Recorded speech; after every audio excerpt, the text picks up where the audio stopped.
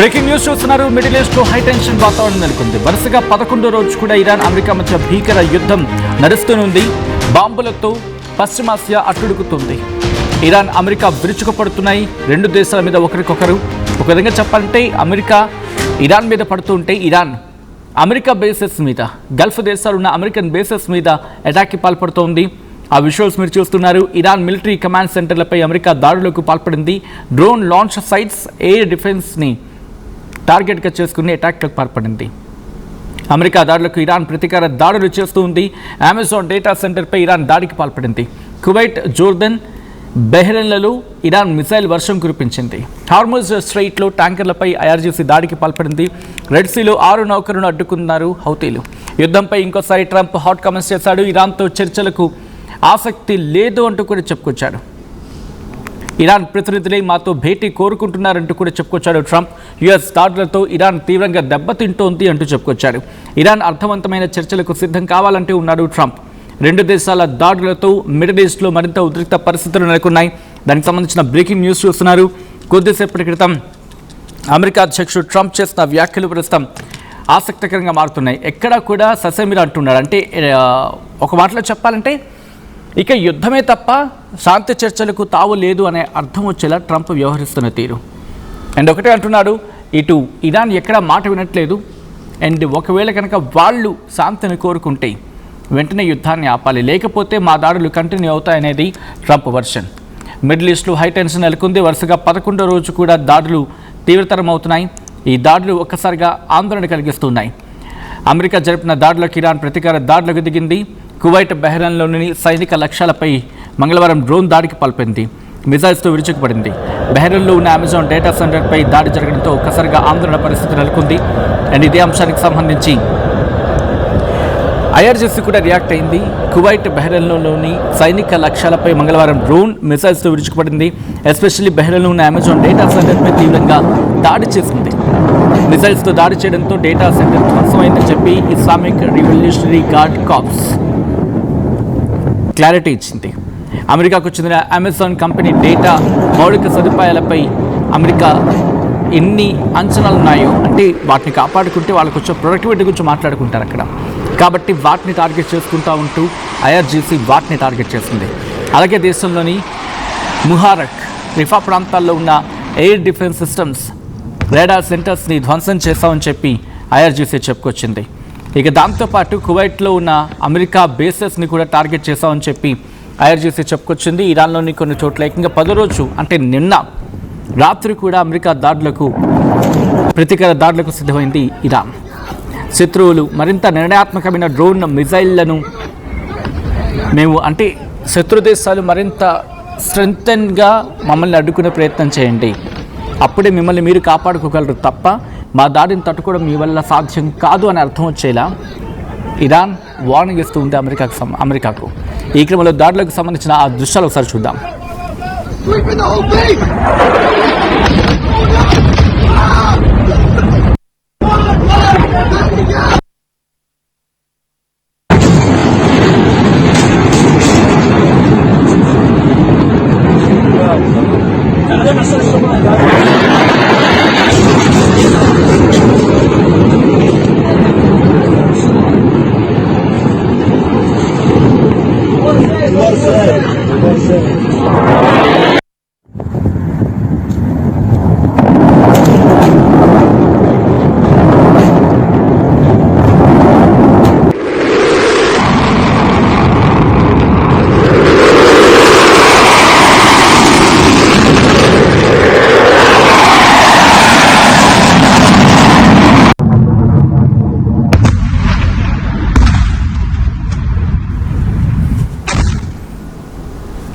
అది యుద్ధానికి సంబంధించిన దృశ్యాలు.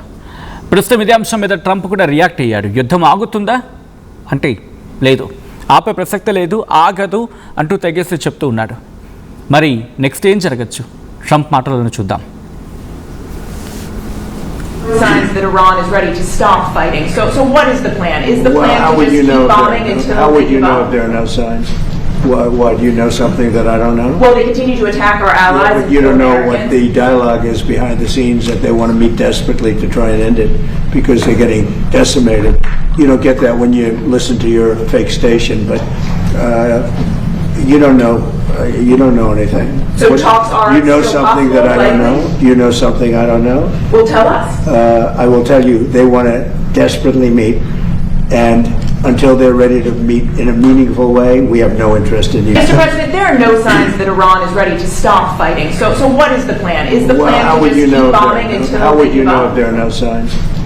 What, you know something that I don't know? Well, they continue to attack our allies. But and you kill don't know what Americans. the dialogue is behind the scenes, that they want to meet desperately to try and end it because they're getting decimated. You don't get that when you listen to your fake station. Right, అది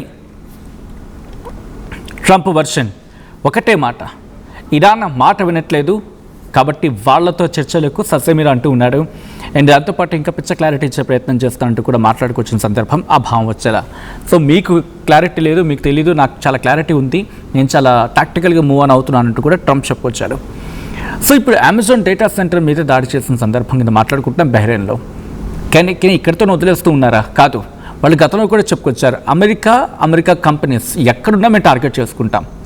first లేయర్లో ఎవరిని target చేసుకున్నారు? American బేసెస్ని target చేసుకున్నారు. America military ఇన్ఫ్రాస్ట్రక్చర్ని వాళ్ళు attack చేయడం జరిగింది. ఇటు గల్ఫ్లో ఉన్నాం, కువైట్ నుంచి, ఖతార్ నుంచి మొదలు పెడితే కనుక ఒమన్ వరకు కూడా మొత్తం మిడిల్ ఈస్ట్కి సంబంధించిన ప్రాంతాన్ని అంతా కూడా టార్గెట్ చేసుకున్నారు. అదిగోండి, బాబెల్ మందెబ్ని కూడా ప్రస్తుతం వాళ్ళు క్లోజ్ చేశారంటూ కూడా చెప్పుకొచ్చారు. బాబెల్ మందెబ్ క్లోజ్ చేయడం ఇన్ ద సెన్స్ అది ఇరాన్ చేతుల్లో ఉందా? లేదు, ఇరాన్ చేతుల్లో లేకపోయినా హౌతీల ద్వారా వాటిని క్లోజ్ చేశారు. సో ప్రస్తుతం ప్రపంచం ఒక బిగ్గెస్ట్ టఫ్ సిచ్యువేషన్ ఎదుర్కొంటుంది అనుకోవడంలో ఎటువంటి అతిశయోక్తి లేదు. Iran Islamic revolutionary guard corps ఒకటే చెప్పడం జరుగుతోంది, వాళ్ళు క్లెయిమ్ చేసుకుంటున్నారు. ఏరోస్పేస్ ఫోర్స్ లాంచ్ చేయడం జరిగింది, క్రూయిజ్ మిసైల్ అటాక్ జరిగింది.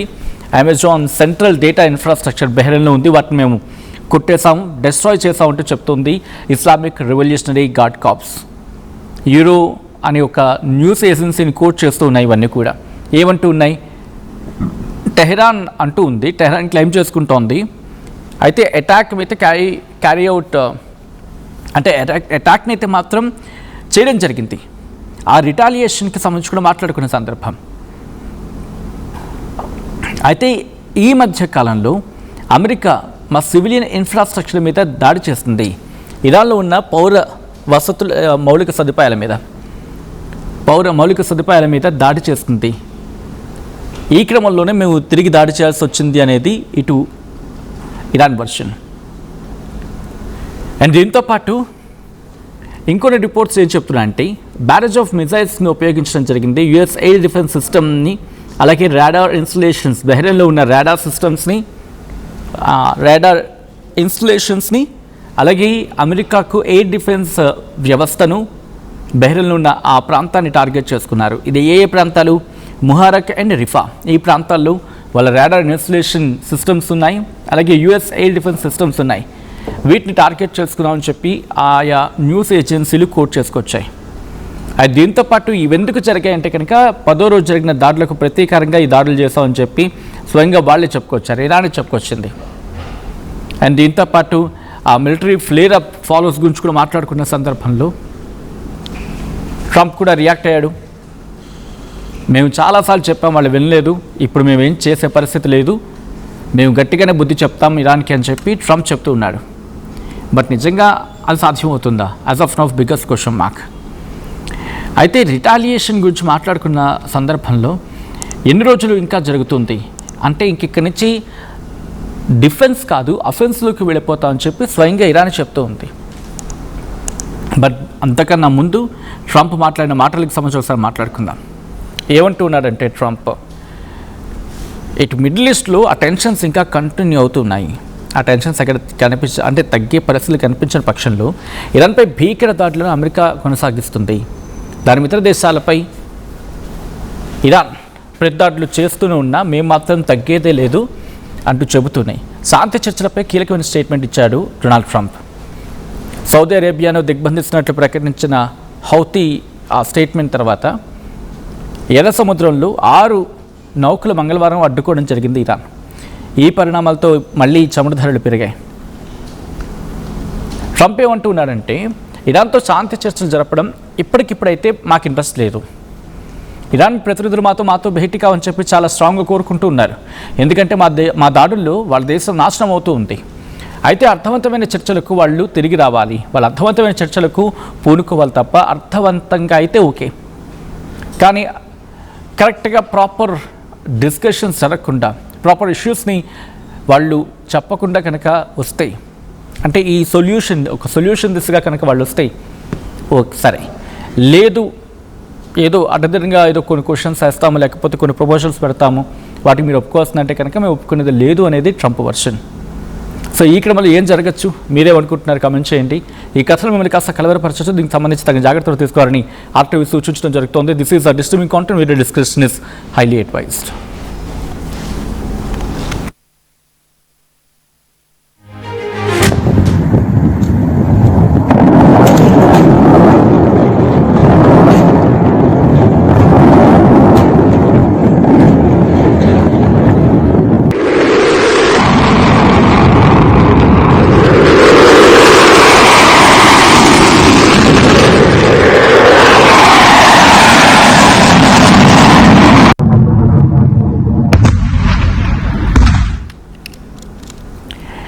రైట్, ఇది అంశానికి సంబంధించి ఒక్కసారి ట్రంపే ఉన్నాడో చూద్దాం. ఆ తర్వాత బహ్రెయిన్లో ఉన్న అమెజాన్ డేటా సెంటర్ ఎంత కీలకం, దాని గురించి మాట్లాడుకుందాం. Signs that Iran is ready to stop fighting. So what is the plan? Is the plan to just keep bombing until how would you know if there are no signs? What, you know something that I don't know? Well, they continue to attack our allies. Yeah, but you don't know what the dialogue is behind the scenes, that they want to meet desperately to try and end it because they're getting decimated. You don't get that when you listen to your fake station, but you don't know. You don't know anything. So talks are you know still something that I don't know. You know something I don't know. Well, tell us.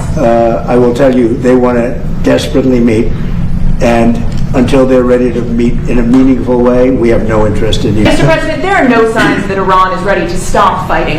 So what is the plan? Is the plan how to would just you know keep bombing until how would they you give know up? if there are no signs? What, you know something that I don't know? Well, they continue to attack our allies. Yeah, but you don't know.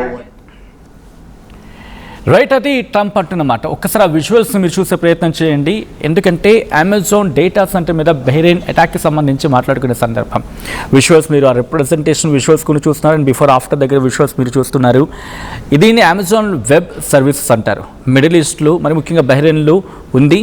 కేవలం ఒక data centre కాదు, ఇది మొత్తం middle east ప్రాంతానికి digital ఇన్ఫ్రాస్ట్రక్చర్గా పనిచేస్తుంది, digital infrastructure సెంటర్గా పనిచేస్తుంది. అందుకే దీనిని వ్యూహాత్మకంగా, ఆర్థికంగా, సాంకేతికంగా ఎంతో ప్రాధాన్యత ఉంది అంటూ ఉంటారు. 2019లో ఇది తొలి మధ్యప్రాచ్య రీజన్ అంటూ కూడా మాట్లాడుకుంటూ ఉంటారు.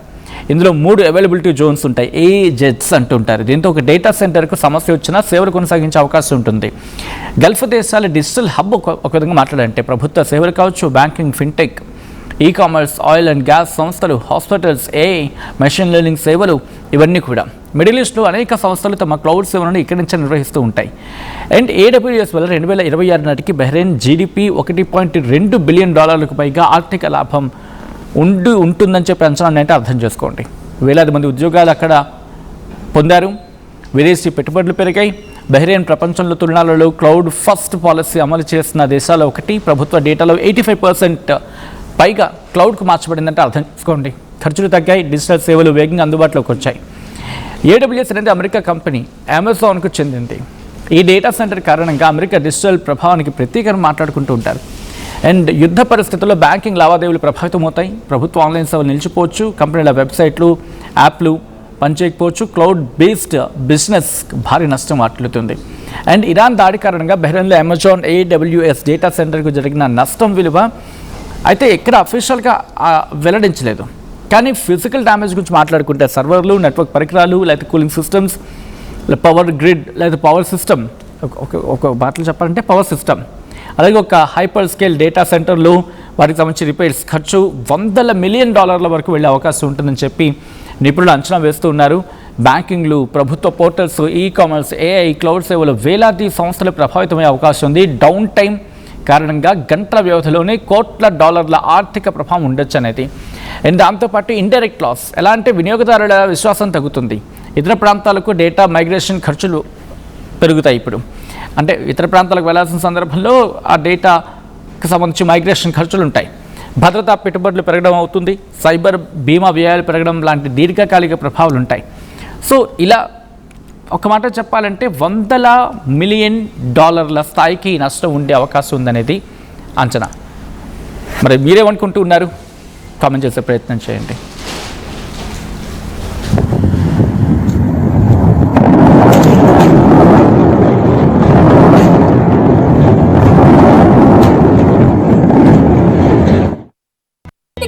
నయా న్యూ ని మనకు అందిస్తూ అప్పుడు ఇప్పుడు ఎప్పుడైనా మనందరి చాయిస్ కిసాన్ ఫ్యాషన్ మాల్ వచ్చేస్తుంది మన ఈసీఎల్ కి జూలై 24న గొప్ప ప్రారంభం. ఏం కొన్నావురా? అమ్మకి 10, అత్తమ్మకి 6, అమ్మమ్మకి 4 కేజీలు చీరలు మావా. అబ్బో ఇక్కడ కేజీ చీరలు కొంటే 1/2 కేజీ చీరలు ఫ్రీ అంట. Churidar, men's wear, kids wear 1+1, 2+1 మస్తు ఆఫర్లు ఉన్నాయి. మరి ఇంకా మాంగళ్య ఆషాఢం కేజీ సేల్ అంటే తెలుసు కదా. మాంగళ్య షాపింగ్ మాల్ కేజీల్లో సేల్, టన్నుల్లో ఆనందం. అందరికీ నమస్కారం, నేను మీ అనసూయ భారద్వాజ్. ఆషాఢ మాసం సందర్భంగా మన కాసన్ ఫ్యాషన్స్ ఏపీ అండ్ తెలంగాణలోని 24 స్టోర్స్ లో సరికొత్త ఆఫర్స్ తో మీ ముందుకు వస్తుంది. అంతేకాదంలో ఈ ఆషాఢ మాసంలో మన ప్రత్యేకత, కిలో చీరలు కొనండి, 1/2 కిలో చీరలు ఉచితంగా పొందండి. I'm Dheeraj, a doctor and a photographer. I'm in fine art. At Anurag University, be everyone you dream to be.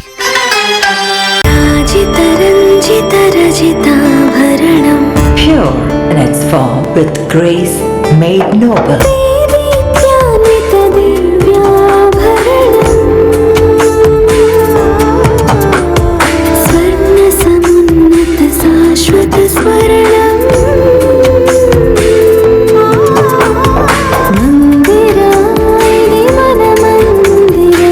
Mandira Premium Silver Jewelry by Manipali.